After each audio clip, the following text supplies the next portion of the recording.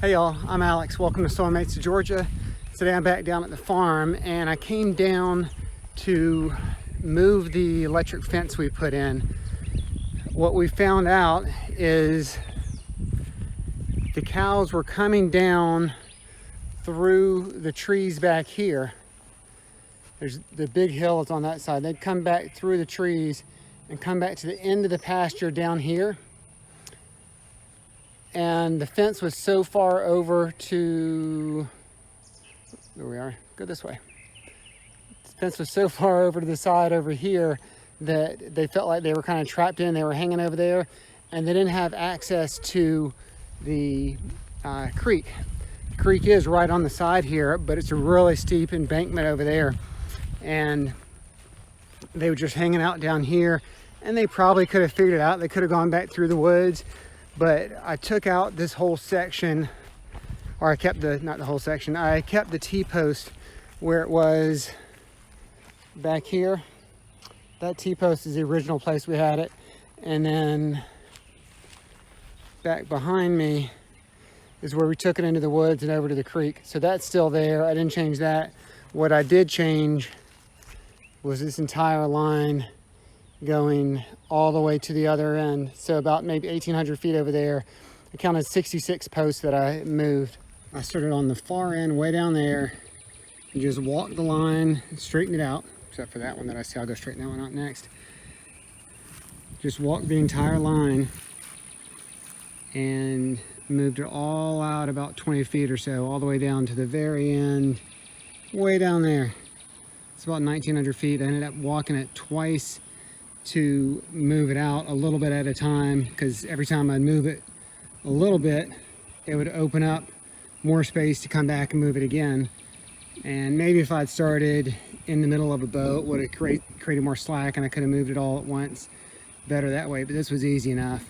I ended up coming back a third time because I wanted to get everything lined up a little bit better, kind of a little anal part of me. Also, I wanted all the pigtails to go in the same way, so that is the end of it, that it goes in the ground there, and then it hooks up like that. So now all of them are facing the same direction, which might sound kind of silly, like it's a waste of time, but if you're standing on this side and you're walking the line, it's so much easier to press in when it's on your side. And since 3 of us were putting them in when we put it in, they were every which way, because we didn't really have a plan. We were just putting them in. Sometimes we were on one side, sometimes we were on the other. But now everything is on the same side, so whoever comes in, I guess it'll be me most of the time, can walk along facing this direction on the marshy side, on the right side of the fence, and pull it out, move it forwards or backwards, and then press it back in, and it's pretty easy now.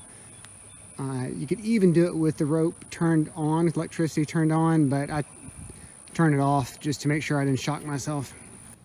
This area over here, all where it's a little bit thicker over here, that's all kind of marshy over there. And that's where we had the electric rope next to. So, and over here it really bows out a lot too.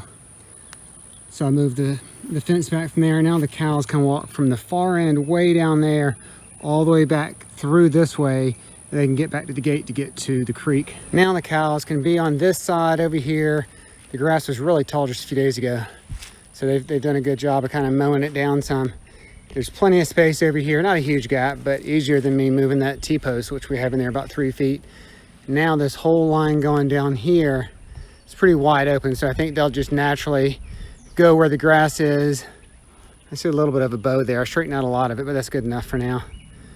We'll end up moving. It's so easy when we have rain to move these. For 66 posts, it took me about an hour, and that included moving the tripod when I was filming and playing with the drone down here, trying to get some different shots for y'all, which I'll throw in here and there. But overall, it's a good job now. I think it's set up the way I want it to be set up. And what's cool is just even by myself down here, I realized how easy it is to move. So that was exciting for me. Since we struggled at first just with our little learning curve, now seeing it all in here and without even messing with the gate and the corners I was able just to pick up each little pigtail, move it, and then just press it in as long as it's rained recently, which it did.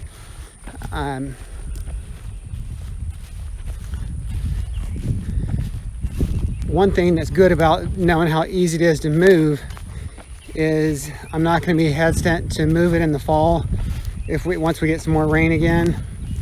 I'm sure it'll rain some in the summer, but hopefully. But moving it in the fall will be easy. And I know that if we decide to mow on one side, or if we need to mow on one side, I can move it a little bit more and then move it back. And it's an easy thing. I really think now that I've got all the posts in the right direction, I think I could do the whole line in 30 minutes if I wasn't filming it.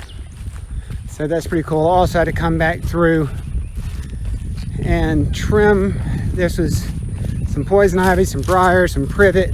But when I moved this fence post here closer to this tree, there was a whole bunch of stuff, overgrowth, that was coming over and touching it.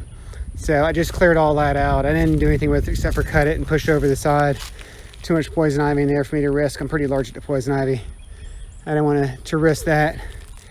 And now that I've got room, even there's a little marshy area over here, there's room for them to get through if they want to stay on the dry side and be completely fine. Now I'm on to my next task. This is something that's not a priority by a long shot, but after being stuck in the house for so long, I want to get out and just kind of play in the dirt down here. And there's an area which I'll go up and show if I have any success on it. And it's where the trucks come through, where we drive down here on the road to the creek area and the bottoms down here. And that's the only place the trucks can come through. So we've got some ruts that we've dug through there. And now there's just a whole bunch of standing water. And now I say it's been like that for years. My mom and I dug it out a while back and kind of made some channels. And it's like a kid playing in a creek, just watching the water flow. So I have some different stuff I'm going to try. I've got some line levels, some rope or some twine, and I'm going to see if I can learn how to use that and really do it right this time. Well, I said I would show this if I had success on it. I didn't have success, but I'm showing it just because I want y'all to give me some tips. If anybody's been through this and knows any ideas, anything I can do or we can do to clear up these ruts. They're all down through here. And I went through and I had used my, let me flip this around here. I had my little cultivator, see if I could loosen up some of the dirt there. It's not very powerful, as y'all saw on my other one, but it did a little bit of good. Had a pickaxe, had a shovel, I had all this bamboo that was gonna be for the line level. So basically I just figured out this was just too much to do by hand without really some major tools or some fill dirt or something like that. But let me know if you have any tips on what I could do differently next time. All right, I'm gonna go ahead and sign off, y'all. I was able to come down here, get my main task completed, and it was easier than I thought it was gonna be.